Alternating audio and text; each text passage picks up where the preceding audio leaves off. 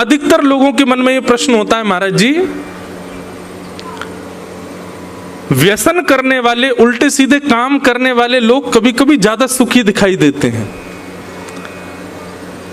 भक्ति पथ पर चलने वाले, यम नियम आसन प्रत्याहार ध्यान धारणा समाधि का पालन करने वाले, जप करने वाले, बिना प्याज लहसुन का प्रसाद पाने वाले, रात्रि जल्दी सो जाने वाले, सत्य का आचरण करने वाले लोग कभी कभी दुखी दिखते हैं।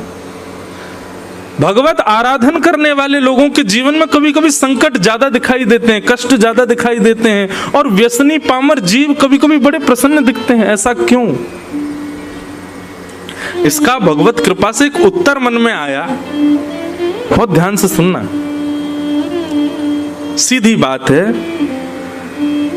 जिसके घर में रहते हो, जिसके देश में रहते हो, जिसके नगर में रहते हो, यदि उसके बनाए नियमों का पालन नहीं करोगे तो दुखी रहोगे। हम लोग कलयुग में रहते हैं और पालन करते हैं सतयुग का। रहते कहां पर हैं? कलयुग में। और पालन क्या कर रहे हैं? सतयुग का।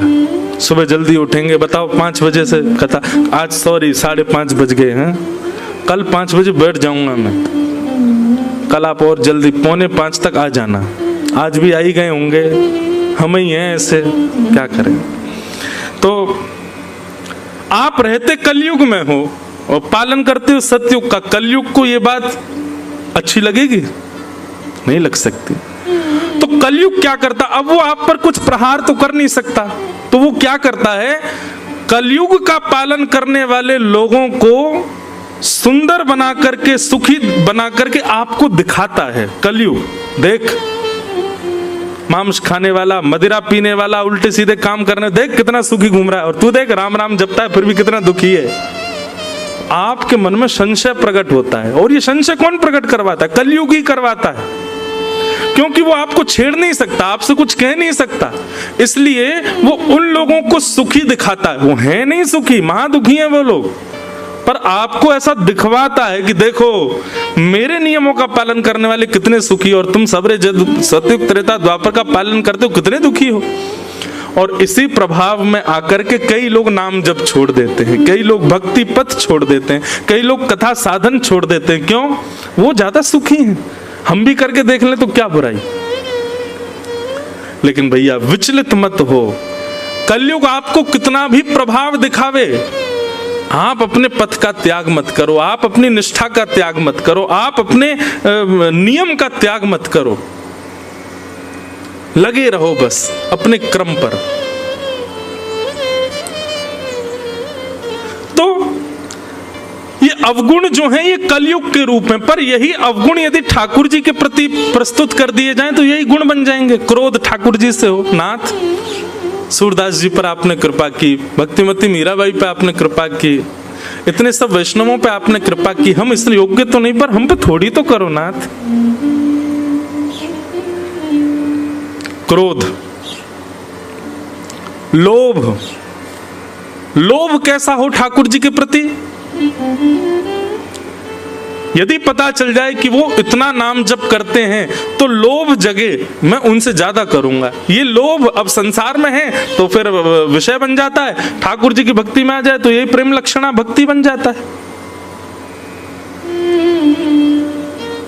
अब यहां पर जो शब्द प्रयोग किया गया लालसा, लालच, लालच अच्छा नहीं है, लालच बुरी, लेकिन यहां पर क्या कह रहे हैं? कृष्णोपासन लालसा। यदि कृष्ण की उपासना का लालच है, कथा सुनने का लालच है, वृंदावन जाने का लालच है, भक्त बंदों से मिलने का लालच है, तो वो लालच अच्छा है। एक प्रकार से संसार में करो तो सब विषय हैं, लेकिन ठाकुर जी के सन्मुख प्रस्तुत कर दो तो सब भक्ति है। कृष्णोपासन लालसा। नारद जी महाराज इसलिए घूमते हैं द्वारिका में कि चलते फिरते कभी ना कभी कहीं ना कहीं ठाकुर जी दिख जाएं, मिल जाएं, उनका दर्शन हो जाए। बहाने से जाते हैं द्वारिका के द्वार पर, और द्वार पर जाकर के कहते हैं भिक्षाम देहि। मानो कभी भिक्षा लेकर के श्री कृष्ण भीतर से आ जाएंगे तो मन प्रसन्न हो जाएगा। ऐसे बहाने बना करके नारद जी महाराज द्वारिका जाते हैं और द्वारिकाधीश के यहाँ जाकर के भिक्षा मांगते हैं। पर कभी तो भिक्षा लेके देवकी मैया आ जाती हैं, कभी लेके बलराम जी आ जाते हैं, कभी रोहिणी मैया आ जाती हैं, कभी वसुदेव जी आ जाते हैं, ठाकुर जी नहीं आते। ठाकुर जी तो पहले ही विचार कर लेते हैं ना, जो जिस भाव से आ रहा होगा वही भाव पूर्ण नहीं होने दूंगा। अब नारद जी तो पात्र लेके खड़े, भिक्षाम देही, और भीतर से आ रहे हैं वसुदेव जी। नारद जी कहते जिसके लिए आया वो तो आया ही नहीं। बलराम जी आ जाते कभी भिक्षा लेकर, नारद जी कहते तुम काहे को आ जाते हो, उनको क्यों नहीं भेजते, हमको उनके दर्शन की अभिलाषा है, ऐसी लालसा।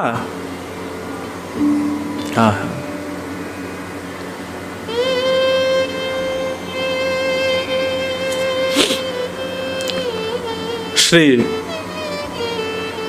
नारद जी आज जब गए भिक्षा लेने के लिए तो वसुदेव जी आए, भगवान श्री कृष्ण के पूज्य पिताजी, और भिक्षा लेकर के जैसे ही आए, भिक्षा देकर के उन्होंने नारद जी के चरण पकड़ लिए। बोले हे नारद जी, मेरे मन में कुछ संशय हैं, कुछ प्रश्न हैं, कुछ भाव हैं, आप मेरे पास बैठो, मुझे आपसे पूछना है। और यहीं से नवयोगेश्वर संवाद प्रारंभ होता है। नारद जी बोले क्या संशय है आपका, बताओ।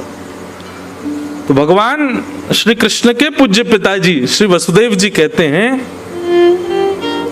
नारद जी, पूरा विश्व जिनको प्राप्त करना चाहता है, पूरा विश्व जिनको भजता है, ऐसे परमात्मा श्री कृष्ण मेरे पुत्र हैं। मैं चाह करके भी उनका भजन नहीं कर पाता, मैं चाह के भी उनकी आराधना नहीं कर पाता, मैं चाह करके भी उनको प्रणाम नहीं कर पाता, क्योंकि वो मेरे पुत्र हैं। तो मैं कैसे उनकी भक्ति करूं, मैं कैसे उनका आराधन करूं, मैं कैसे उनको प्रणाम करूं, मैं कैसे उनका वंदन करूं। कृपा करके आप वैष्णव हो, आप मेरा मार्गदर्शन करो। कैसा प्रश्न है वसुदेव जी का, अपने पुत्र को भजना चाहते हैं, वो प्रश्न कर रहे हैं। तब नारद जी महाराज कहते हैं, बोले इस प्रश्न के उत्तर में तो मैं आपको वो संवाद सुनाऊंगा जो एक बार राजा निमि को 9 योगेश्वरों ने सुनाया था। यही नवयोगेश्वर संवाद। और यहीं से श्री नारद जी महाराज योगेश्वर संवाद कहना प्रारंभ करते हैं।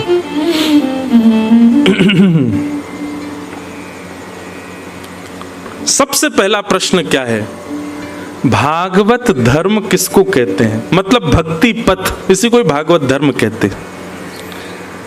और इस भागवत धर्म का अनुसरण करने वाले लोगों के नियम क्या होते हैं, कृपा करके मुझको बताइए।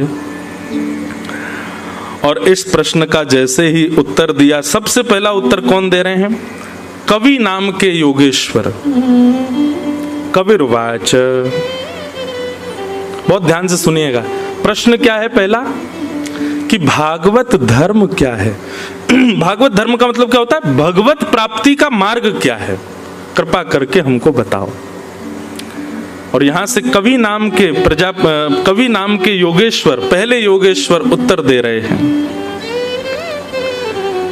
ये वही भगवता प्रोक्त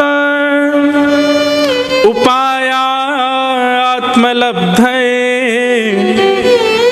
अंजः पुंसाम विदुषाम वृद्धि भागवतान हितान।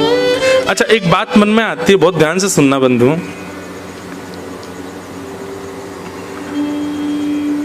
भक्ति में सबसे बड़ी उपलब्धि क्या है, श्री कृष्ण की प्राप्ति सबसे बड़ी उपलब्धि है? नहीं। तो जिन ने नहीं कहा है वो उत्तर दो, क्या है फिर?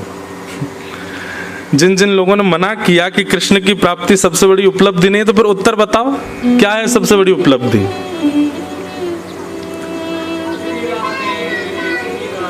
क्या कह रहे हैं? वाह भैया, बहुत अच्छी बात है। सबसे पहली बात, भक्ति में उपलब्धि की इच्छा ही नहीं होनी चाहिए, लेकिन फिर भी एक ठौर तो चाहिए, एक डेस्टिनेशन तो चाहिए, एक स्थिति तो चाहिए। वो क्या है? एक छोटे से उदाहरण से समझिएगा। जिन यदुवंशियों को साक्षात श्री कृष्ण प्राप्त हो गए, वही श्री कृष्ण यदुवंशियों का हाथ पकड़ करके सत्संग में बैठाते हैं। समझ में आई बात? श्री कृष्ण की प्राप्ति भक्ति में सबसे बड़ी उपलब्धि नहीं है, पर हाँ, इतने वैष्णव मिलकर के भगवत चर्चा कर रहे हैं, ये भक्ति की सबसे बड़ी उपलब्धि है। और वो भी ऐसे माहौल में, ऐसे समय पर, ऐसे स्थान पर, ऐसी बेला में बैठ करके ये सत्संग करना निश्चित ही भगवत बड़ी कृपा है हम आप सब लोगों के ऊपर। ठाकुर जी का बड़ा अनुग्रह। ठाकुर जी निश्चित ही प्रसन्न तो नहीं होंगे हमसे, लेकिन हाँ, हमको देख के मुस्कुराते तो होंगे थोड़े थोड़े। उसी का ये फल है कि हमको ये सत्संग प्राप्त है। और इसका उदाहरण क्या है कि ठाकुर जी को प्राप्त करने वाले वैष्णवों को भी ठाकुर जी कहते हैं कि तुम लोग सत्संग करो, मेरा चिंतन करो, मेरा भजन करो। ध्रुव जी महाराज को 5 वर्ष की आयु में ठाकुर जी मिल गए। उसके बाद भगवान ने 36,000 वर्ष के लिए उनको कहा कि तुम शासन करो। 36,000 वर्ष बाद ध्रुव जी महाराज बोले कि मेरे अंदर क्रोध कैसे आ गया, मेरे अंदर ये क्रोध का जन्म कैसे हो गया, मैंने तो भगवान का साक्षात्कार किया है। ऐसा प्रसंग आता है कि ध्रुव जी महाराज ने यक्षों का वध किया था क्रोध में आकर के। ध्रुव जी को क्रोध कैसे आ गया? तब ध्रुव जी को कहते हैं कि तुमको भगवान का दर्शन तो किया, तुमको भगवान तो प्राप्त हो गया, लेकिन तुमको सत्संग नहीं मिला। गोपियां, रास पंचाध्याय में प्रसंग आता है कि जब भगवान श्री कृष्ण उनके साथ में विचरण करने लगे, विहार करने लगे, तो भगवान कृष्ण प्राप्त हो गए, लेकिन प्राप्त करने के बाद भी गोपियों के चित्त में सूक्ष्म अहंकार आ गया। तुरंत ठाकुर जी अंतर ध्यान हो गए। क्यों? क्योंकि मैं तो मिल गया हूं, लेकिन इनको सत्संग नहीं मिला है। तब किशोरी जी उनके समीप आती हैं और यमुना के तट पर बैठ करके गोपियां अच्छा, एक बात बोलूं, मन में एक भाव आता है। ये गोपी गीत के जो भाव है ना, गोपी गीत के जो श्लोक है ना, ये गोपियां गा रही हैं, पर इन श्लोकों की रचयिता तो हमारी श्यामा जी हैं, हमारी किशोरी जी हैं, वही गवा रही हैं। तो कृष्ण तो मिल गए गोपियों को, लेकिन उसके बाद भी गोपियों के चित्त में अभिमान तो आ गया। तो एक बात निश्चित हो जाती है कि भगवत प्राप्ति ये भक्ति में उपलब्धि नहीं है, क्योंकि ठाकुर जी के मिलने के बाद भी कई भक्तों में दोष प्रकट हुए हैं। लेकिन वही भक्त जब सत्संग में जाता है, ठाकुर जी की रस चर्चा का श्रवण करता है, तो गाने लगता है, तब कथामृतम तप्त जीवनम कविभिरीडितम कल्मषापहम श्रवणमंगलम श्रीमदाततं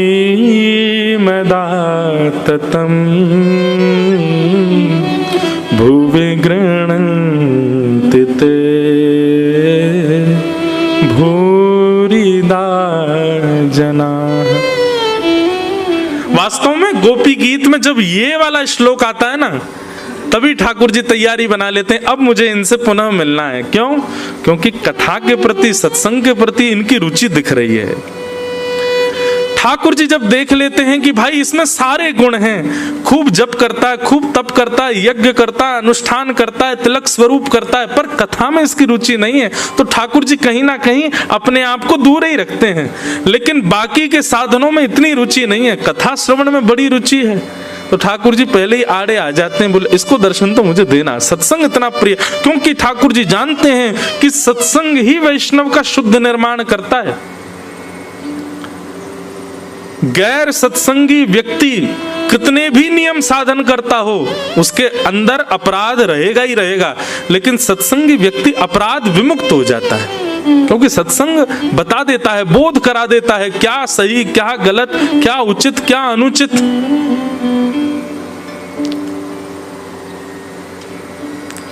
तो भक्ति में उपलब्धि क्या है? आप रात्रि में सो रहे हैं और नींद नहीं आई, तो नींद ना आने पर आप सोशल मीडिया नहीं देख रहे हो, नींद ना आने पर आप YouTube पर जाते हो, किसी अच्छे रसिक जन की सुंदर वाणी चला करके उसको श्रवण करने लगते हो। ऋषिकेश से दिल्ली की ड्राइव कर रहे हैं तो गाड़ी में कोई भद्दे गीत ना चला करके किसी भगवत रसिक की वाणी सुनते हुए जा रहे हो। अपने समय में, अपने जीवन में, अपने दिन में एक क्षण का भी अवकाश जब मिलता है, एक क्षण के लिए भी जब आप खाली होते हो, उस क्षण में आप अपनी इंद्रिय विषयों की तरफ ना जाकर के भगवत वार्ता को प्रायोरिटी देने लग जाओ तो समझ जाना अब भगवत उपलब्धि प्राप्त हो रही है।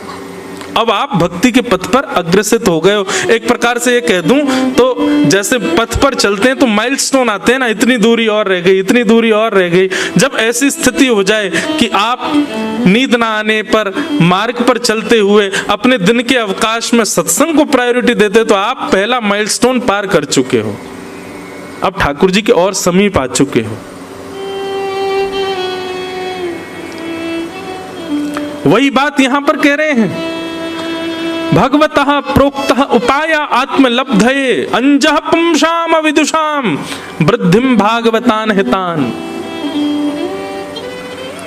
निमि राजा ने प्रश्न किया कि भागवत धर्म क्या है, और कवि नाम के योगेश्वर कहते हैं कि ठाकुर जी के द्वारा बताई गई जो वाणियां हैं, ठाकुर जी के द्वारा कहे गए जो प्रसंग हैं, उन प्रसंगों पर अमल करके उनका जीवन में पालन करना और नेत्र बंद करके ठाकुर जी ने जो कह दिया उसको करने लग जाना, यही भागवत धर्म है। उस पर किंतु परंतु प्रश्न चिन्ह नहीं है। ठाकुर जी यदि अपने प्रवचन में कह रहे हैं गीता में, कर्मण्येवाधिकारस्ते मा फलेषु कदाचन, हे अर्जुन तुम्हारा अधिकार केवल कर्म पर है, फल की चिंता मत करो। फल देने का अधिकार मेरा है तो इसका पालन होना चाहिए कि फल की चिंता मत करो, ठाकुर जी देखेंगे, हम बस कर्म करें। भगवान यदि अपने प्रवचन में कह रहे हैं कि ये अपराध है, ये पाप है, ये दोष है, तो निरंतर उनका ध्यान करके वो ना करना और जो ठाकुर जी की आज्ञा है उस पर नेत्र बंद करके चलने लग जाना, यही भागवत धर्म है। तो भागवत धर्म क्या है, पहला प्रश्न है। अगर नवयोगेश्वर संवाद चले तो प्रश्न और उत्तर दोनों यहां से जाने के बाद कक्ष में लिख लिया करना कि आज प्रश्न क्या किया था और आज उत्तर क्या मिला था। तो प्रश्न क्या है कि मुझे बताइए भागवत धर्म क्या है। तो प्रश्न का उत्तर दे रहे हैं कि भगवान ने जो कुछ भी कहा है उनकी प्राप्ति के लिए, मतलब मैं जिस भाव से प्राप्त हो जाऊं, ऐसी सारी बातें जो भगवान कह रहे हैं उन बातों पर आप अटूट विश्वास की तरह चलने लग जाओ, वही भागवत धर्म है। और कैसे चलो, बोले अंजः पुंसाम विदुषाम। इसका अर्थ क्या है, बोले नेत्र बंद करके ठाकुर जी की कही गई बात पर फिर ये नहीं हो कि कहीं गिर तो नहीं जाएंगे, कहीं ऐसा तो नहीं हो जाएगा, कहीं ये तो नहीं हो जाएगा, ये कैसे करेंगे, वो कैसे होगा, कर लो बस। उस पर फिर ज्यादा चिंतन मत करो, ज्यादा उस पर संशय मत करो। संशय आत्मा विनश्यति। भगवत वाणी पर जब संशय होता है ना तो वहीं हम लोगों का पतन हो जाता है, वहीं हम लोग गिर जाते हैं, संशय में। तो क्या करें, जब तक पूर्ण विश्वास नहीं हो जाए भगवत वाणी पर तब तक उसका पालन मत करो, तब तक फिर नाम जप और ये सब आदि साधन करते रहो। जब लगे कि हाँ बस अब जो ठाकुर जी की वाणी है अब इस पर हमको कोई संशय नहीं है, तब चलो। कहीं चलने के बाद संशय हुआ ना तो फिर गिर जाओगे। लेकिन एक और बात यहां पर भगवान कहते हैं कि धावन निमिल्य वा नेत्रे नस्खले न पते दिह। बोले जो व्यक्ति मेरे बताए मार्ग पर चलने लग जाता है वो कभी गिरता नहीं, और गलती से कभी अविश्वास के कारण गिर भी जाएगा तो चिंता ना करे, मैं ही उसको उठाऊंगा, क्योंकि मेरी जिम्मेवारी बन जाती है। जब कोई मेरे मार्ग पर चलता है तो मेरी लायबिलिटी हो जाती है कि उसको फिर कोई दिक्कत ना हो।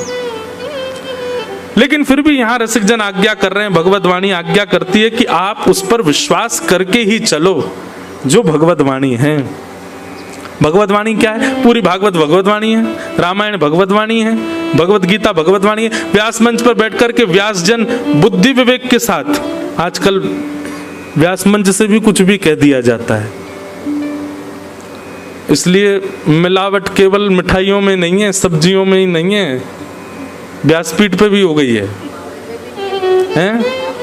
हाँ, अरे वाह, यहाँ पर भी एडवर्टाइजमेंट, इनका मावे का व्यापार है, तो यूँ कह रहे मावे में भी नहीं है। वाह, अरे नहीं भैया, खूब मिठाई खाओ, हैं? 2 लोगों का कल्याण होता है मिठाई खाने से, हलवाई का और डॉक्टर का। हलवाई का होता है कि उसकी मिठाई बिकती है, डॉक्टर का होता है तुम पेशेंट बन के आओगे, शुगर हो जाएगी। खूब खाओ। तो हम क्या कह रहे थे, मिलावट सब जगह हो गई है, तो आजकल तो ये भी बुद्धि विवेक रखना पड़ेगा आपको कि किसकी बात माने। जब संत का रूप रावण धारण कर सकता है, तो आजकल कहीं कहीं जो है व्यास मंच का भी स्वरूप थोड़ा थोड़ा बिगड़ गया है, कुछ भी बोल देते हैं लोग। अच्छा, ये भी एक मेरे को ऐसा भाव लगता है कि व्यास मंच से, वाणी से कुछ भी निकल जाना, इसमें भी कहीं ना कहीं गुरु विश्वास की कमी है, गुरु के प्रति भरोसा नहीं है, इसीलिए तुम्हारी वाणी में वो क्षमता नहीं है कि वो अपने आपे से बाहर हो जाती है। हम तो सही बताएं, हम तो ये भूल करके बैठते हैं कि हम कथा करने जा रहे हैं, हमारी कथा से कुछ होगा, हमारे गुरुदेव कृपा करेंगे, उनकी कृपा से जो वाणी में भाव आएगा वही हम बोलेंगे, हमारा अपना कोई बल नहीं, भरोसो दृढ़ इन चरणन केरो। तो आजकल तो ये भी सोच परख करके देखना है कि किसकी वाणी माननी है। उसके लिए तो जप तप नियम साधन बहुत जरूरी है, क्योंकि इन्हीं से ही बुद्धि विवेक जागृत होगा कि किसकी वाणी उचित है। वैसे तो हम पहले कथा में कहते थे कि भाई भगवत लोगों में, वैष्णवों में भेद मत देखो, सब में भेद, प्रणाम में मत देखो, सबको प्रणाम करो, पर पालन किसकी वाणी का करना है, इस पर विवेक रखना अब अनिवार्य हो गया है, अब अनिवार्य है। तो हम क्या निवेदन कर रहे थे, भगवान कहते हैं मेरे द्वारा कही गई जो वाणी है उसका जो अटूट विश्वास के साथ पालन करने लग जाए वही भागवत धर्म है। अच्छा, आप भागवत धर्म का पालन करने लग गए तो आपके अंदर सिम्टम्स क्या आएंगे, पता कैसे चले कि आप जो भागवत कथा सुनते हैं या भगवत वाणी सुनते हैं, सत्संग सुनते हैं, वो आपके जीवन में इंप्लीमेंट हुआ है, उसके फिर सिम्टम्स क्या होंगे। तब यहाँ पर कवि नाम के जो योगेश्वर हैं वही बता रहे हैं क्या, कि कायेन वाचा मनसेन्द्रियैर्वा बुद्ध्यात्मना भानुषित स्वभावात्, प्रसिद्ध श्लोक है, करोमि यत् सकलम परस्मै नारायणायेति समर्पयेत्।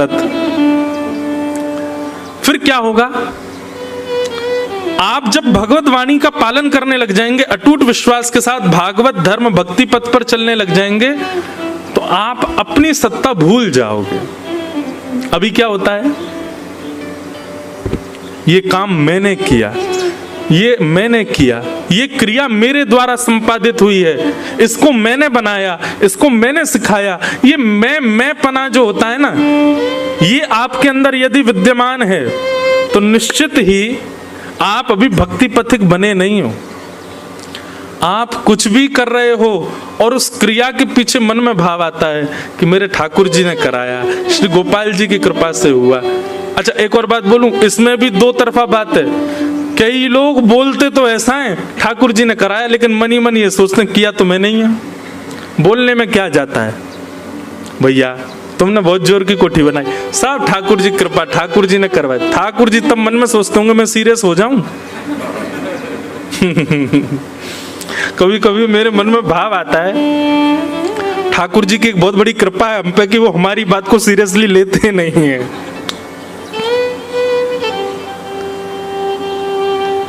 तो तेरा तुझको अर्पण क्या लागे मेरा, ओम जय जगदीश हरे। ठाकुर जी इस बात को ना ऐसे ही नकार देते होंगे, ठीक है बोले मत ज्यादा। तेरा तुझको है, भगवान कभी सीरियस हो गए तो क्या होगा। ये सब आपका है नाथ, मेरा घर आपका, मेरी गाड़ी आपकी, ला चाबी दे घर की, निकल तू जा ऋषिकेश में रह गंगा किनारे। भगवान मैं तो बस बोल रहा था, आप सीरियस क्यों हो गए। ठाकुर जी की बहुत बड़ी कृपा है कि वो हमारी बात को सीरियसली लेते नहीं है।